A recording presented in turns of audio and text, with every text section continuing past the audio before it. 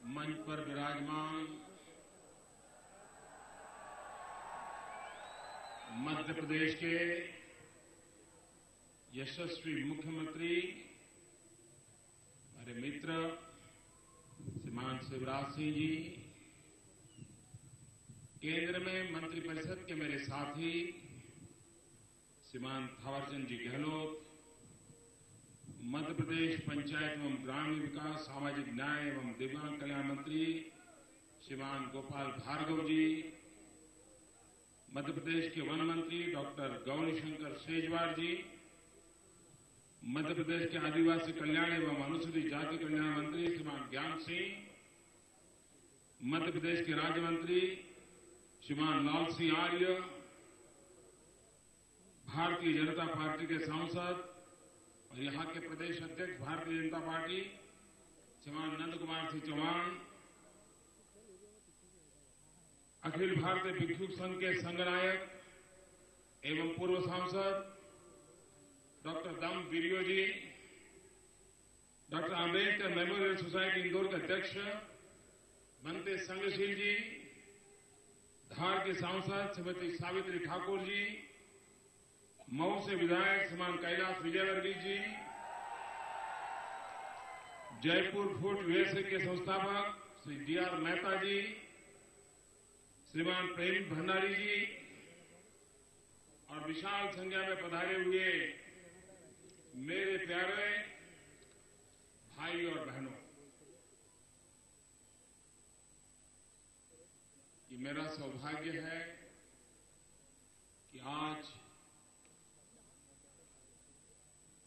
Doctor बाबा साहब आंबेडकर की 125वीं जन्म जयंती निमित्त जिस भूमि पर इस महापुरुष ने जन्म लिया था, जिस धरती पर सबसे पहली बार जिसके चरण कमल पड़े थे, उस धरती को नमन करने का मुझे अवसर मिला है।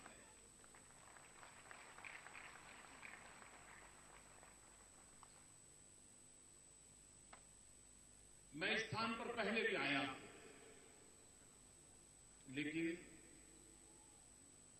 उस समय का हाल और आज के हाल में आसमान जमीन का अंतर है।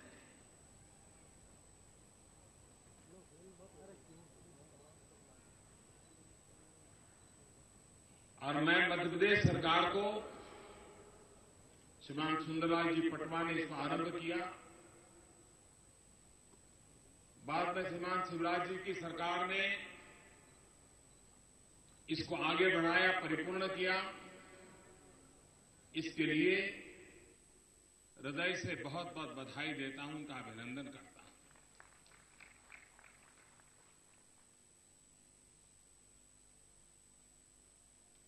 बाबा साहब आंबेडकर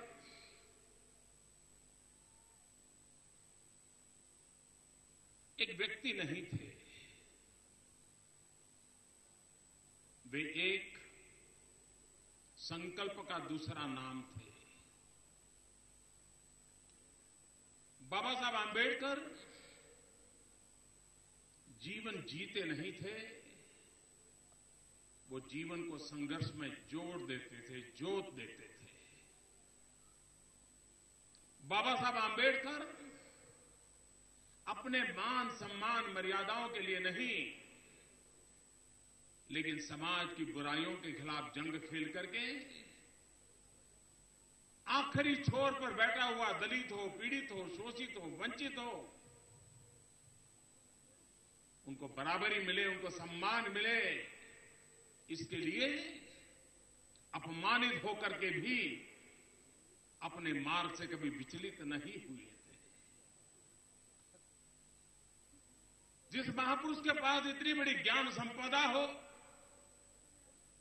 जिस महापुरुष के युग में विश्व की गणमान्य यूनिवर्सिटीज की डिग्री हो, वो महापुरुष उस कालखंड में अपने व्यक्तिगत जीवन में लेने, पाने, बनने के लिए सारी दुनिया में अवसर उनके लिए खुले पड़े थे। लेकिन इस देश के दलित, पीड़ित, शोषित, वंचितों के लिए उनके दिल में जो आग थी, जो उनके दिल में कुछ कर गुजरने का इरादा था, संकल्प था।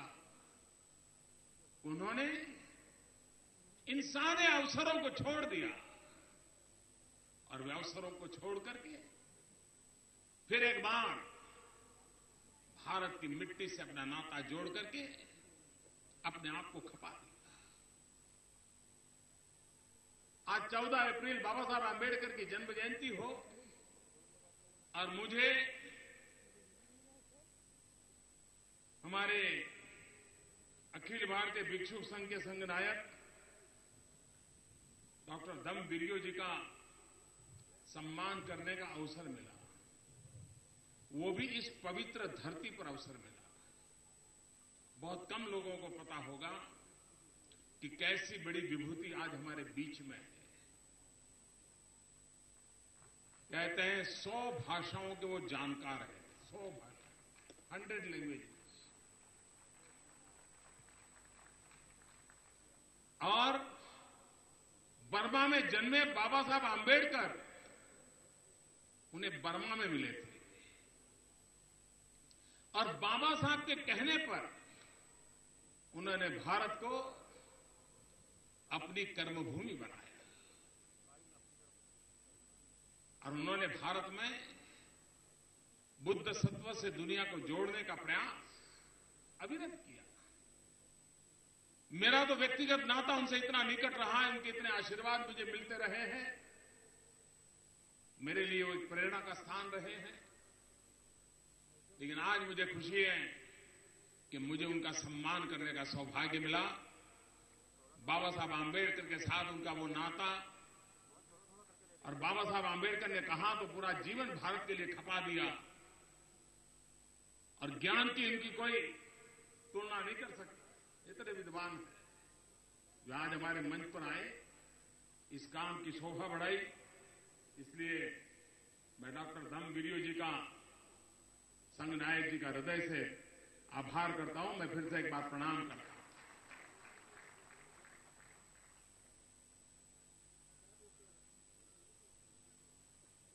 आज 14 अप्रैल से आने वाली 24 अप्रैल तक भारत सरकार के द्वारा सभी राज्य सरकारों के सहयोग के साथ ग्रामोदय से भारतोदय, ग्राम उदय से भारत उदय, एक व्यापक अभियान प्रारंभ हो रहा है। और मुझे खुशी है कि बाबा साहब आंबेडकर ने हमें जो संविधान दिया, महात्मा गांधी ने ग्राम स्वराज की जो भावना हमें दी, ये सब अभी भी पूरा होना बाकी है। आजादी के इतने सालों के बाद जिस प्रकार से हमारे गांव के जीवन में परिवर्तन आना चाहिए था, जो बदलाव आना चाहिए था,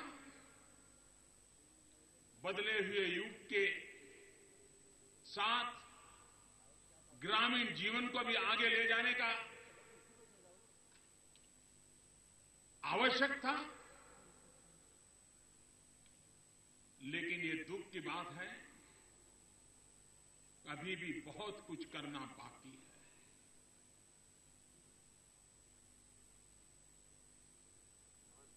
भारत का आर्थिक विकास 5-50 बड़े शहरों से होने वाला नहीं है। भारत का विकास 5-50 बड़े उद्योगकारों से नहीं होने वाला है। भारत का विकास अगर हमें सच्चे अर्थ में करना है और लंबे समय तक सस्टेनेबल डेवलपमेंट करना है, तो गांव की नींव को मजबूत करना होगा, तब जाकर के उस पर विकास की इमारत हम परमानेंट बना सकते हैं। और आपने इस बार बजट में भी देखा होगा कि बजट पूरी तरह गांव को समर्पित है, किसान को समर्पित है। और एक लंबे समय तक देश के ग्रामीण अर्थकारण को नई ऊर्जा मिले, नई गति मिले, नई ताकत मिले, उस पर बल दिया गया है। और मैं साफ देख रहा हूं, जो भावना महात्मा गांधी की अभिव्यक्ति में आती थी, जो अपेक्षा बाबा साहब आंबेडकर के संविधान में प्रकट हुई है, उसको चरितार्थ करने के लिए टुकड़ों में काम करने से चलने वाला नहीं है। हमें एक जितने भी विकास के स्रोत हैं, सारे विकास के स्रोत को गांव की ओर मोड़ना है। मैं सरकार में आने के बाद अलग अलग कामों का रिव्यू करता रहता हूं, बहुत बारीकी से पूछता रहता हूं। अभी कुछ महीने पहले मैं भारत में ऊर्जा की स्थिति का रिव्यू कर रहा था। मैंने अफसरों को पूछा कि आजादी के अब 70 साल होने वाले हैं, कुछ ही समय के बाद कितने गांव ऐसे हैं जहां आजादी के 70 साल होने आए, अभी भी बिजली का खंभा नहीं पहुंचा है, बिजली का तार नहीं पहुंचा है। आज भी वो गांव के लोग 18वीं शताब्दी की जिंदगी में जी रहे हैं। ऐसे कितने गांव हैं? मैं सोच रहा था 200-500 शायद दूर सुदूर कहीं ऐसी जगह पे होंगे जहां संभव नहीं होगा, लेकिन जब मुझे बताया गया कि आजादी के 70 साल होने को आए हैं, लेकिन 18,000 गांव ऐसे हैं जहां बिजली का खंभा भी नहीं पहुंचा है। अभी तक उन 18,000 गांव के लोगों ने उजियारा देखा नहीं है। 20वीं सदी चली गई, 19वीं शताब्दी चली गई, 21वीं शताब्दी के 15-16 साल बीत गए, लेकिन उनके नसीब में एक लट्टू भी नहीं था। मेरा बेचैन होना बड़ा स्वाभाविक था।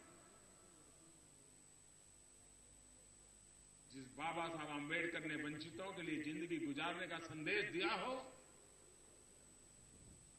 उस शासन में 18,000 गांव अंधेरे में गुजारा करते हो, ये कैसे मंजूर हो सकता है?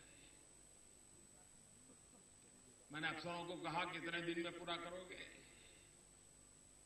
तो उन्होंने न जवाब मुझे दिन में दिया, न जवाब महीनों में दिया, उन्होंने जवाब मुझे सालों में दिया। बोले साहब 7 साल तो कम से कम लग जाएंगे। मैंने सुन लिया, मैंने कहा भाई देखिए 7 साल तक तो देश इंतजार नहीं कर सकता, वक्त बदल चुका है, हमने हमारी गति तेज करनी होगी। खैर उनकी कठिनाइयां थी, वो उलझन में थे कि प्रधानमंत्री कह रहे कि 7 साल तो बहुत हो गया, कम करो, तो बराबर मार पीट करके वो कहने लगे साहब बहुत जोर लगाए तो 6 साल में हो सकता है। खैर मैंने सारी जानकारियां ली, अभ्यास करना शुरू किया, और लाल किले पर से 15 अगस्त को जब भाषण करना था, बिना पूछे मैंने बोल दिया कि हम 1000 दिन में 18,000 गांव में बिजली पहुंचा देंगे। मैंने देश के सामने एक तिरंगे झंडे की साक्षी में लाल किले पर से देश को वादा कर दिया।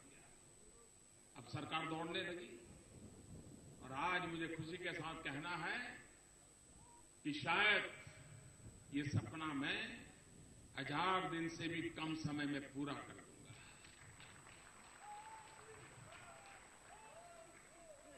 जिस काम के लिए 70 साल लगे, 7 साल और इंतजार मुझे मंजूर नहीं है। मैंने 1000 दिन में काम पूरा करने का बेड़ा उठाया, पूरी सरकार को लगाया है, राज्य सरकारों को साथ देने के लिए आग्रह किया है, और तेज गति से काम चल रहा है। और व्यवस्था भी इतनी ट्रांसपेरेंट है कि आपके अपने मोबाइल पर गर्व GARV ये अगर ऐप लॉन्च करेंगे तो आपको डेली किस गांव में खंभा पहुंचा, किस गांव में तार पहुंचा, कहां बिजली पहुंची, इसका रिपोर्ट आपकी हथेली में मोबाइल फोन पर यहां पर कोई भी देख सकता है। ये देश की जनता को हिसाब देने वाली सरकार है, पल पल का हिसाब देने वाली सरकार है, पाई पाई का हिसाब देने वाली सरकार है और हिंदुस्तान के सामान्य मानवी के सपनों को पूरा करने के लिए तेज गति से कदम आगे बढ़ाने वाली सरकार है। और उसी का परिणाम है कि आज जिस गांव में इतने सालों के बाद बिजली पहुंची है, उन गांव में ऊर्जा उत्सव मनाए जा रहे हैं, हफ्ते भर नाच गान चल रहे हैं, लोग खुशियां मना रहे हैं कि चलो गांव में बिजली आई, अब घर में भी आ जाएगी, ये मूड बना है। हमारा दुनिया बिजली की बात तो दुनिया के लिए 18वीं 19वीं शताब्दी की बात है। आज विश्व को ऑप्टिकल फाइबर नेटवर्क चाहिए, आज कल विश्व को डिजिटल नेटवर्क से जुड़ना है। जो दुनिया में है वो सारा उसकी हथेली पर होना चाहिए, ये आज सामान्य नागरिक भी चाहता है। अगर दुनिया के हर नागरिक के हाथ में, उसके मोबाइल फोन में पूरा विश्व उपलब्ध है, तो मेरे हिंदुस्तान के गांव के लोगों के हाथ में क्यों नहीं होना चाहिए। 2.5 लाख गांव जिसको डिजिटल कनेक्टिविटी देनी है, ऑप्टिकल फाइबर नेटवर्क लगाना है, कई वर्षों से सपने देखे गए, काम सोचा गया, लेकिन कहीं कोई काम नजर नहीं आया। मैं जानता हूं 2.5 लाख गांवों में ऑप्टिकल फाइबर नेटवर्क करना कितना कठिन है, लेकिन कठिन है तो कोई हाथ पे हाथ रख करके बैठे थोड़े रहने चाहिए, कहीं से तो शुरू करना चाहिए। और एक बार शुरू करेंगे तो गति भी आएगी और सपने पूरे भी होंगे। आखिरकार बाबा साहब आंबेडकर जैसे संकल्प के लिए जीने वाले महापुरुष हमारी प्रेरणा हो तो गांव का भला क्यों नहीं हो सकता है। हमारा देश का किसान कुछ नहीं मांगता है। किसान को अगर पानी मिल जाए तो मिट्टी में से सोना पैदा कर सकता है। बाकी सब चीजें वो कर सकता है, उसके पास वो हुनर है, उसके पास वो सामर्थ्य है, वो मेहनत कश है, वो कभी पीछे मुड़ करके देखता नहीं है। और किसान अपनी जेब भरे तब संतुष्ट होता है, वो स्वभाव का नहीं है। सामने वाले का पेट भर जाए तो किसान संतुष्ट हो जाता है, ये उसका चरित्र होता है। और जिसे दूसरे का पेट भरने से संतोष मिलता है, वो परिश्रम के में कभी कभी कमी नहीं करता है, कभी कटौती नहीं करता है। और इसलिए हमने देश के किसानों के सामने एक संकल्प रखा है, गांव के अर्थकारण को बदलना है। 2022 में किसान की इनकम डबल करना। बड़े बड़े बुद्धिमान लोगों ने, बड़े बड़े अनुभवी लोगों ने, बड़े बड़े अर्थशास्त्रियों ने कहा है कि मोदी जी ये बहुत मुश्किल काम है। मुश्किल है तो मैं भी जानता हूं, अगर सरल होता तो ये देश की जनता मुझे काम न देती। देश की जनता ने मुझे काम इसलिए दिया है कि कठिन काम ही तो मेरे नसीब में आए।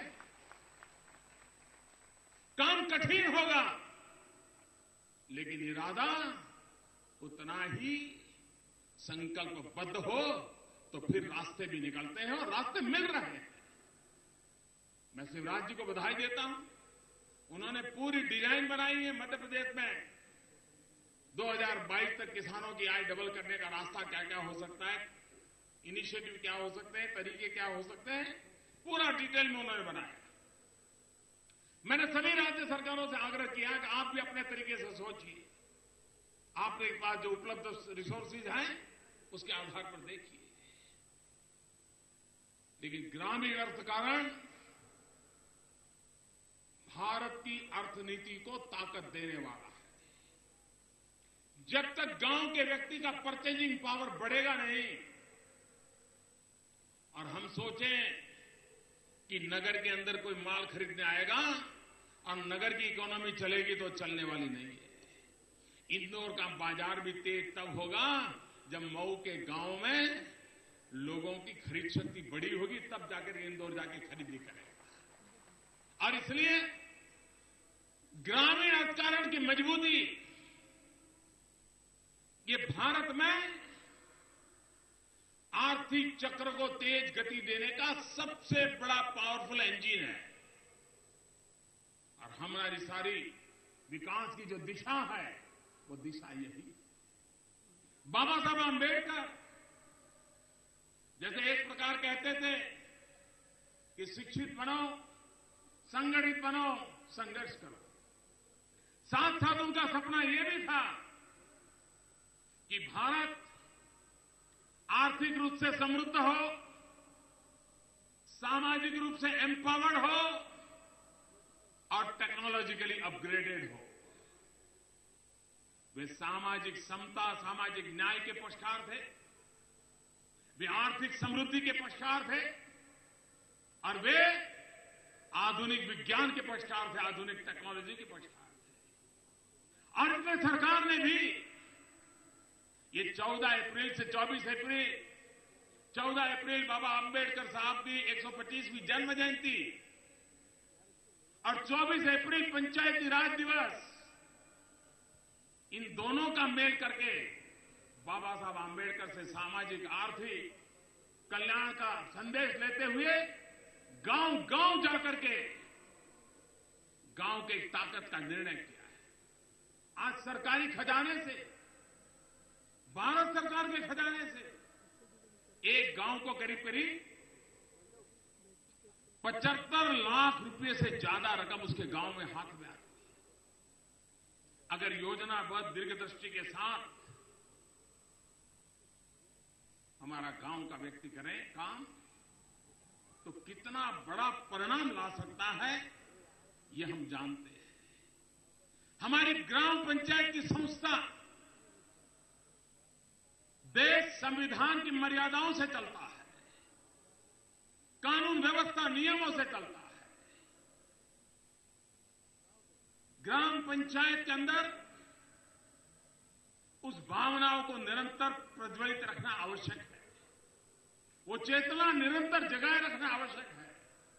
और इसलिए गांव के अंदर पंचायत व्यवस्था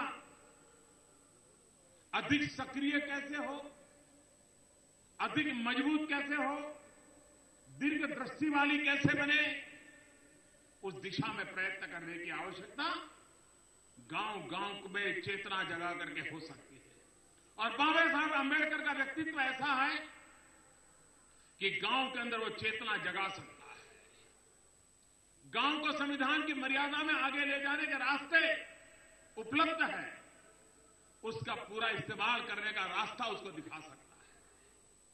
और अगर एक बार हम निर्णय करें, मैं आज इंदौर जिला को भी हृदय से बधाई देना चाहता हूं। और मैं मानता हूं कि इंदौर जिले ने जो काम किया है, पूरे जिले को खुले में शौच जाने से मुक्त करा दिया। ये बहुत उत्तम काम, अगर 21वीं सदी में भी मेरी मां बहनों को खुले में शौच के लिए जाना पड़े तो इससे बड़ी हम लोगों के लिए शर्मिंदगी नहीं हो सकती। लेकिन इंदौर जिले ने, यहां की सरकार की टीम ने, यहां के राजनीतिक नेताओं ने, यहां के सामाजिक आगेवानों ने, यहां के नागरिकों ने ये जो सपना पूरा किया, मैं समझता हूं बाबा साहब आंबेडकर को उत्तम श्रद्धांजलि इंदौर जिले ने दी है। मैं इंदौर जिलों को बधाई देता हूं। और पूरे देश में एक माहौल बना है, हर जिले को लग रहा है ओपन डेफिकेशन फ्री होने के लिए हर जिले में स्पर्धा शुरू हुई है। भारत को स्वच्छ बनाना है तो हमें सबसे पहले हमारी मां बहनों को इस शौचालय में खुले में जाना पड़ रहा है, इसको तो मुक्ति दिलानी होगी। और उसके लिए बहुत बड़ी मात्रा में हर कोई ने मिलकर के काम करना पड़ेगा, हर किसी ने मिलकर के काम करना पड़ेगा। ये करे वो न करे, ये क्रेडिट ले वो न ले, इसके लिए काम नहीं है। ये तो एक सेवा भाव से करने वाला काम है, जिम्मेवारी से करने वाला काम है। और इस ग्रामोदय से भारतोदय का जो पूरा मंत्र है, उसमें इस बात पर भी बल दिया गया है, मेरे प्यारे भाइयों बहनों, हमारे देश में हम कभी कभी सुनते तो बहुत हैं, कई लोग 6 दशक से अपने आप को गरीबों के मसीहा के रूप में प्रस्तुत करते रहे हैं, जिनके जुबान पर दिन रात गरीब गरीब गरीब हुआ करता है। उन्होंने गरीबों के लिए क्या कर पाए, इसका हिसाब किताब चौंकाने वाला है। मैं अपना समय बर्बाद नहीं करता, लेकिन क्या कर रहा हूं जो गरीबों की जिंदगी में बदलाव ला सकता। अभी आपने देखा मध्य प्रदेश की गरीबों के लिए, दलितों के लिए, पिछड़ों के लिए जो योजनाएं थी, उसका लोकार्पण का कार्यक्रम हुआ। कई लाभार्थियों को उसकी चीजें दी गई। इन सब में उस बात का संदेश है कि एम्पावरमेंट ऑफ पीपल,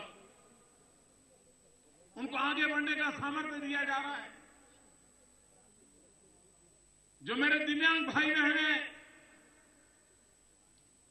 किसी न किसी कारण शरीर का एक अंग उनको साथ नहीं दे रहा है, उनको आज जयपुर फुटवेयर का फायदा मिला और यह आंदोलन चलता रहने वाला है।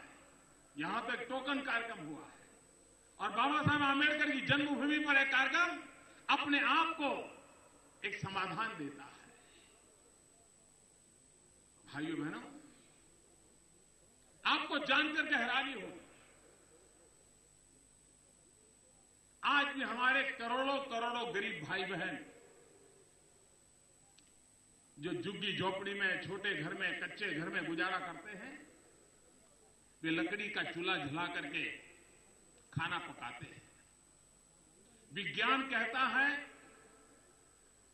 कि जब मां लकड़ी का चूल्हा जला करके खाना पकाती है, एक दिन में उस मां के शरीर में 400 सिगरेट जितना धुआं उस मां के शरीर में जाता है। आप कल्पना कर सकते हो, जिस मां के शरीर में 400 सिगरेट जितना धुआं जाएगा, वो मां बीमार होगी कि नहीं होगी? उसके बच्चे बीमार होंगे कि नहीं होंगे? और समाज के ऐसे कोटि कोटि परिवार बीमारी के ग्रस्त हो जाए तो भारत स्वस्थ बनाने के सपने कैसे पूरे होंगे? पिछले एक वर्ष में हमने ट्रायल बेस पर काम चालू किया। मैंने समाज को कहा कि भाई, आप अपने गैस सिलेंडर की सब्सिडी छोड़ दी, और मुझे आज संतोष के साथ कहना है कि मैंने तो ऐसे ही चलते चलते कह दिया था, लेकिन करीब करीब 90 लाख परिवार, और जो ज्यादातर मध्यम वर्गीय हैं, कोई स्कूल में टीचर है, कोई टीचर रिटायर्ड हुई मां है, पेंशन पर गुजारा करती है, लेकिन मोदी जी ने कहा तो छोड़ दो।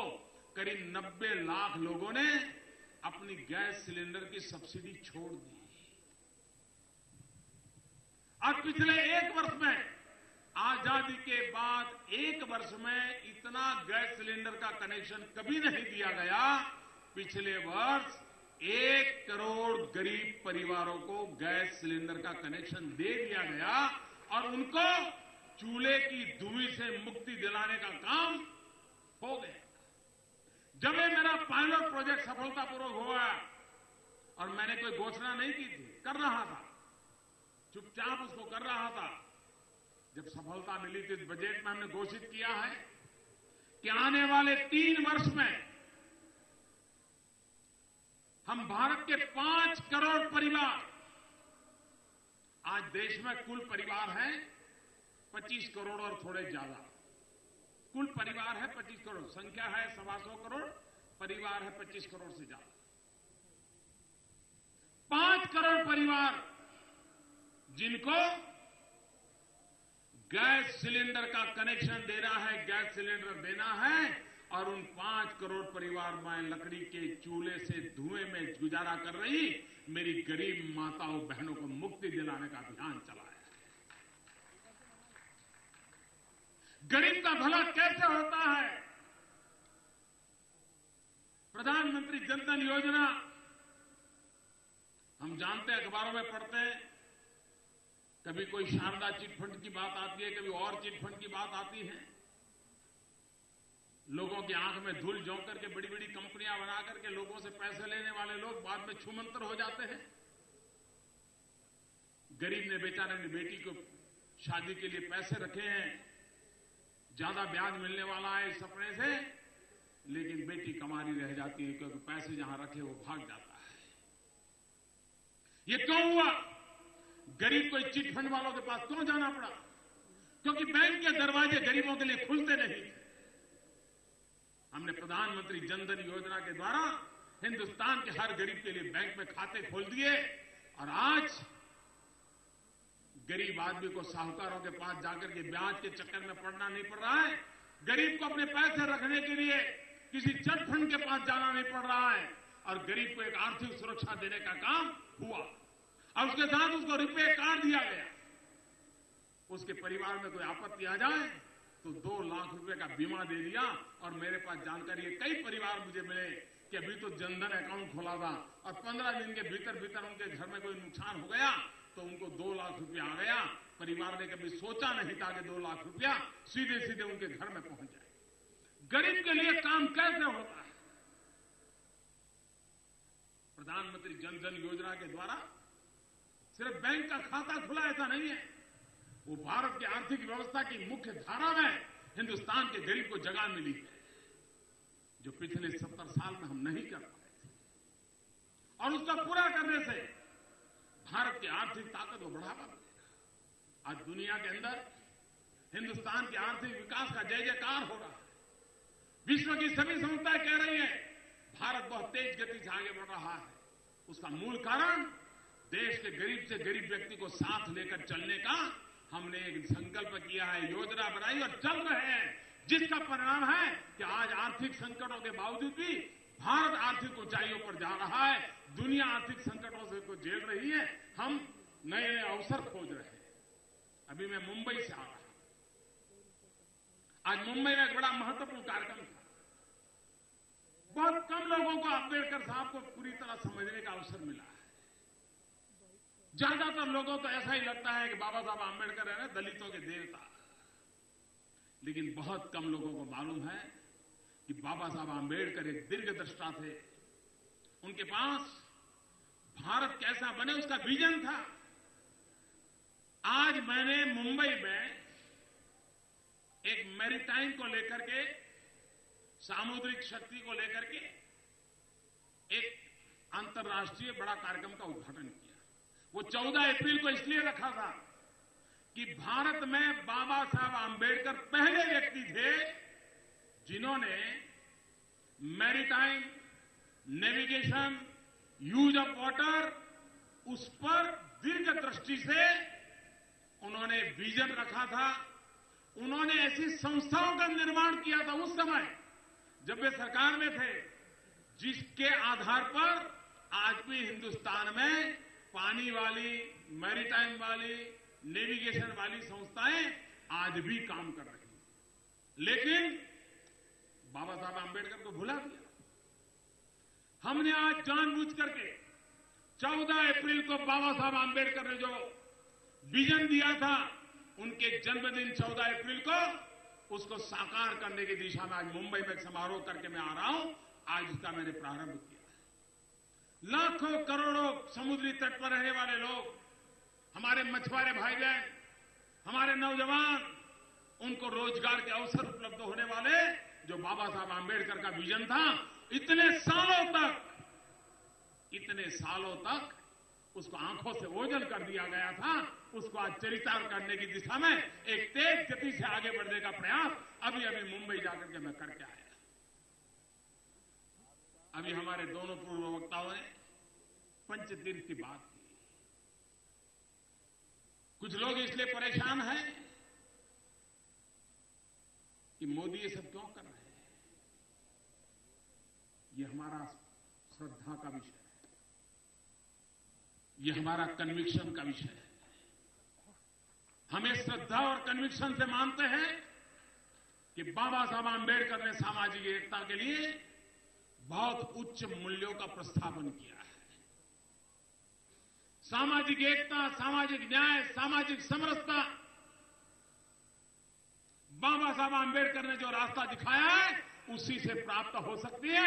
इसलिए हम बाबा साहब आंबेडकर के चरणों में बैठ करके काम करने में गर्व अनुभव करते हैं। सरकारें बहुत आई, ये 26 अलीपुर बाबा साहब आंबेडकर की मृत्यु के 60 साल के बाद उसका स्मारक बनाने का सौभाग्य हमें मिला। क्या 60 साल तक हमने रोका था किसी को क्या? और आज हम कर रहे हैं तो आपको परेशानी हो रही है। पश्चाताप होना चाहिए कि आपने किया क्यों नहीं। परेशान होने की जरूरत नहीं है। आने वाली पीढ़ियों को प्रेरणा देने के लिए यही तो सामाजिक आंदोलन काम आने वाला है। और इसलिए मेरे भाइयों बहनों, एक श्रद्धा के साथ और मैं बड़े गर्व के साथ कहता हूं, एक ऐसा व्यक्ति जिसकी मां बचपन में अड़ोस पड़ोस के घरों में बर्तन साफ करती हो, पानी भरती हो, उस बेटा आज प्रधानमंत्री बन पाया। उसकी क्रेडिट अगर किसी को जाती है तो बाबा साहब आंबेडकर को जाती है, संविधान को जाती है। और इसलिए श्रद्धा के साथ, एक अपार अटूट श्रद्धा के साथ इस काम को हम करने लगे हैं। और आज से कर रहे थे नहीं, हमने तो जीवन इन चीजों के लिए खपाया हुआ हम लोग। लेकिन वोट बैंक की राजनीति करने वालों ने समाज को टुकड़ों में बांटने के सिवाय कुछ सोचा नहीं। बाबा साहब आंबेडकर, उन पर जो बीती थी, शिक्षा में उनका साथ अपमान, जीवन के हर कदम पर अपमान, कितना जहर पिया होगा इस महापुरुष ने, कितना जहर पिया होगा जीवन भर। और जब संविधान लिखने की नौबत आई, अगर वो सामान्य मानवी होते, हम जैसे सामान्य मानवी होते, तो उनकी कलम से संविधान के अंदर कहीं तो कहीं उस जहर की एकाध बिंदु तो निकल पाता। लेकिन ऐसे महापुरुष थे जिसने जहर पचा दिया। अपमानों को झेलने के बाद भी जब संविधान बनाया तो किसी के प्रति कटुता का नामो निशान नहीं था, बदले का भाव नहीं था, वैर भाव नहीं था। इससे बड़ा क्या महानता हो सकती है? इससे बड़ी महानता क्या हो सकती है?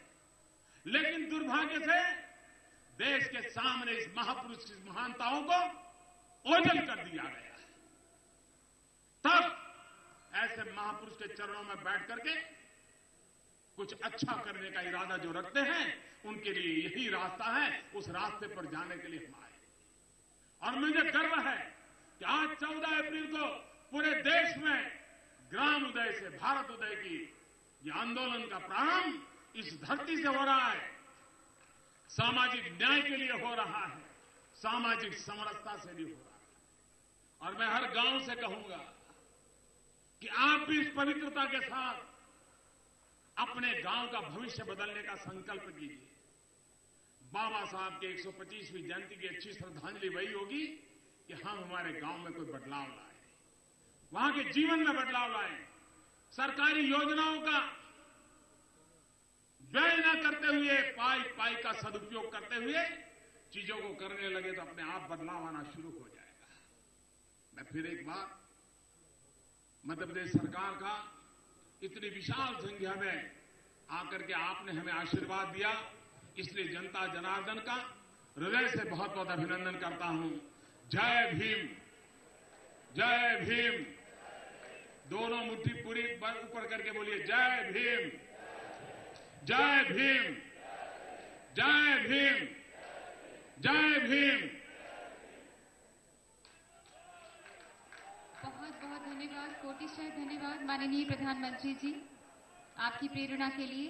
अब हम आग्रह करते हैं आदरणीय श्री भंते संघशील